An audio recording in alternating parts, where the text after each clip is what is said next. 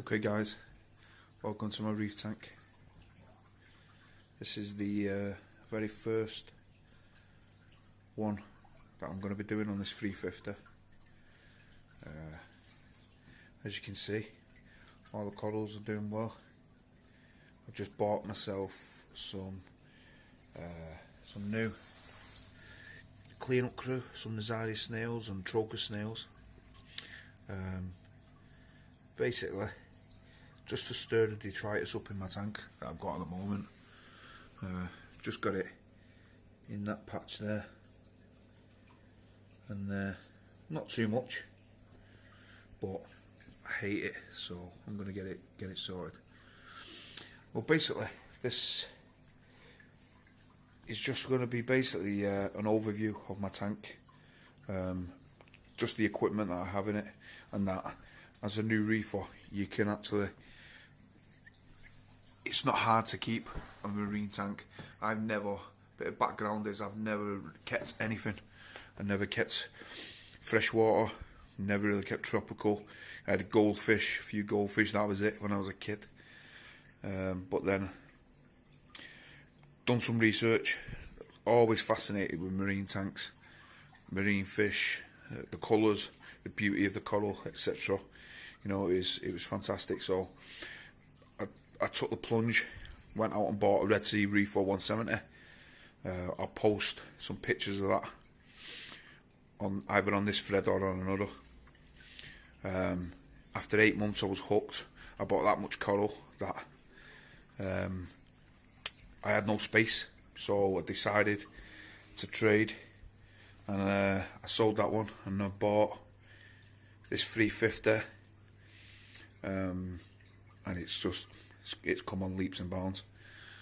The fish all healthy, and touch wood, I've never really had anything. I quarantine my tank, I quarantine fish, sorry, but I only quarantine them for maybe 3 weeks, 4 weeks, and rather than dosing with anything, I hyperdose them. So I run the water at 1.019. That way, I believe, and if any of you have any other issues or tell me anything different, but I believe that the parasites can't live with it, the salinity being that low. So like I said, this is the 350. Beautiful bit of kit. It's running 2 AI Hydra 26s, absolutely fantastic lights. Obviously the Radions, they run the AB and they have more colour spectrum, but these are doing perfect for my tank, you know. So, but it's mainly LPS and softies. But as for the underneath, I've got the Apex, the EL version, which is basically the junior of the Apex world.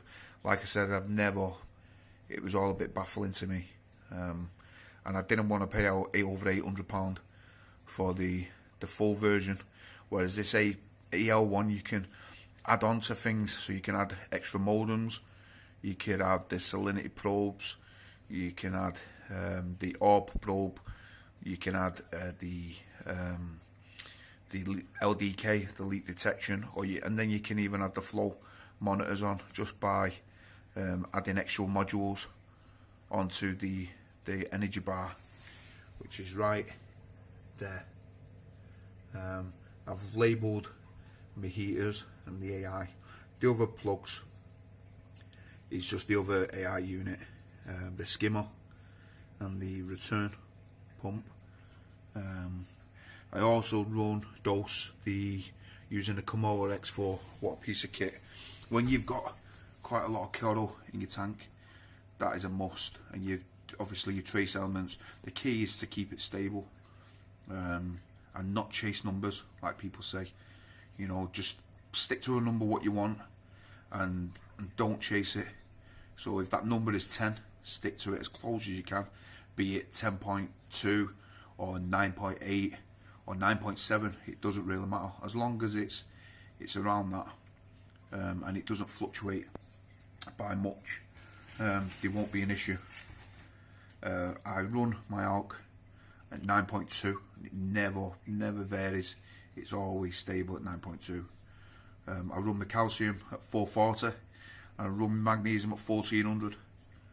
I used to dose no pox, but I don't. Since I put a refugium in my tank, I don't need to. The nitrates are running around 4 parts to 6 parts per million. The phosphate is 0.02. As for all the other ones, I don't really test for them. Mainly it's just nitrate, phosphate, alk, calcium and mag. They're the only ones I test for.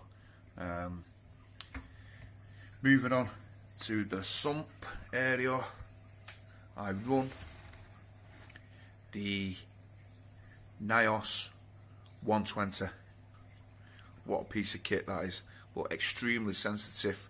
I decided to put some extra rock in my tank, and it just went crazy. The real Reef life rock it was, and it just went crazy for like 3 days. So I had to do water changes. I contacted them, the real Reef life rock, and they said that it was something to do with the bacteria that they apply to the rock in the manufacturing stage, and that sometimes the skimmers can have an adverse reaction to them.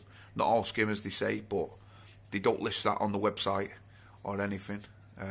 So I just, obviously point it out that if you do get the real Reef rock, the life shapes and stuff, just be careful, because sometimes it can send your skimmer crazy, and then you're at a loss as to why it is gone like that, because it doesn't say anything on their website. They did say that they were going to be putting something on, but as of yet they haven't, because I went on it only a week ago and it's still not on. So maybe they might do it in the next manufacturing stage, I don't know. After that, I just run the two filters, cups. One's got carbon in it, the other one and floss. The other one's just got floss in it. That's me RO top off. That holds, I believe, around 15 litres or 16 litres. Maybe I'm wrong. If I'm wrong, just give me a shout out. I also struggled with pH. My pH was always low. So I bit the bullet and I decided to purchase this CO2 scrubber, basically to hopefully raise the pH in my tank. I was always sitting around 7.9, sorry, 7.9 to 7.95. It never really went up, and since adding this, it's gone literally through the roof. It's gone 8.18 to 8.25 every solitary day. So they definitely work. However, the media that you have to put in it, which is lime soda, depending on the amount of CO2 in your house, it can basically, that whole tube basically runs out within a week, so it can become quite expensive.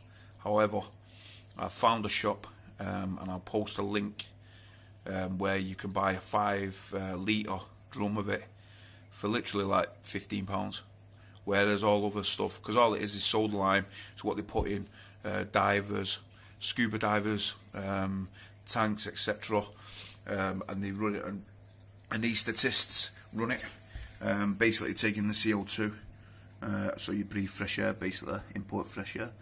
I also run the Vecton 300 UV, absolutely fantastic bit of kit.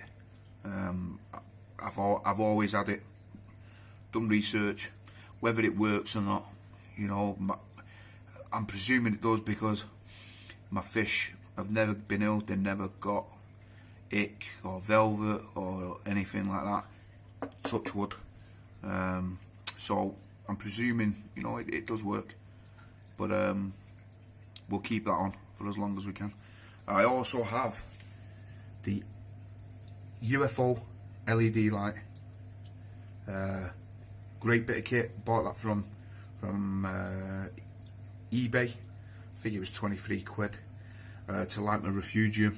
And I swear to God, you could buy the Kessel, the H380, but at around £360, £370, whatever it is, as compared to 20 quid. It basically, it grows Cheeto. It grows it like crazy. I've only got low nutrients in my tank, like I said before, and I put a golf ball size in 2 weeks ago, and it's maybe the size now of 5-6 golf balls. So it's definitely does its job. And as for the return pump, you won't be able to see it, but it's at the back there.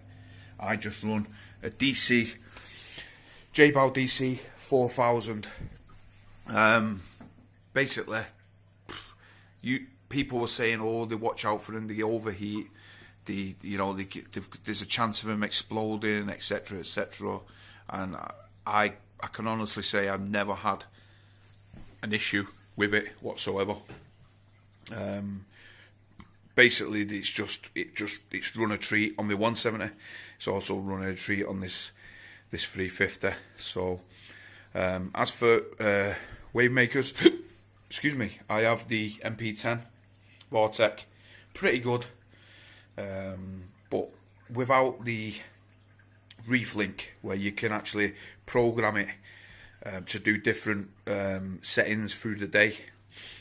You're just limited to what you can do. You can only run it on the one channel, so you can have it on Reef Crest, Tidal Swell,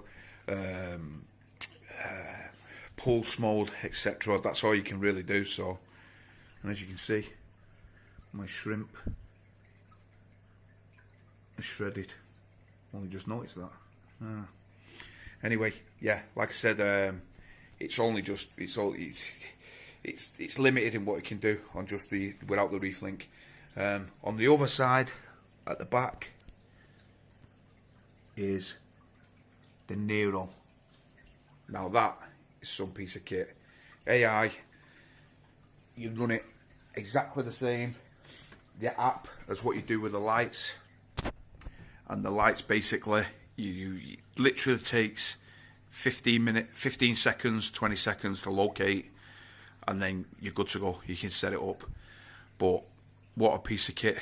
And at $299 you don't need to buy Reef link, whereas you pay $249 for the MP10, and you've got to buy the Reef link, so that's £99. So you're looking at 349 quid, whereas opposed to the AI is £299 sterling, and you don't need to buy no Reef link, as it uses the AI app, which the lights use. So it's a no-brainer for me.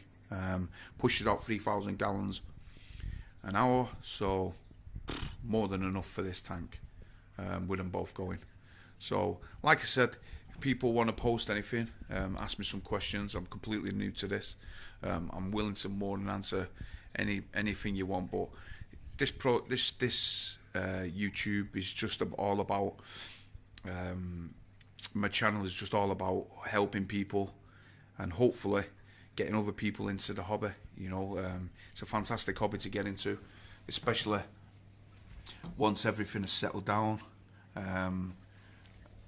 and basically everything thrives in a tank as long as you do it the right way. There's my Mandarin. Absolutely love that little girl. She doesn't tend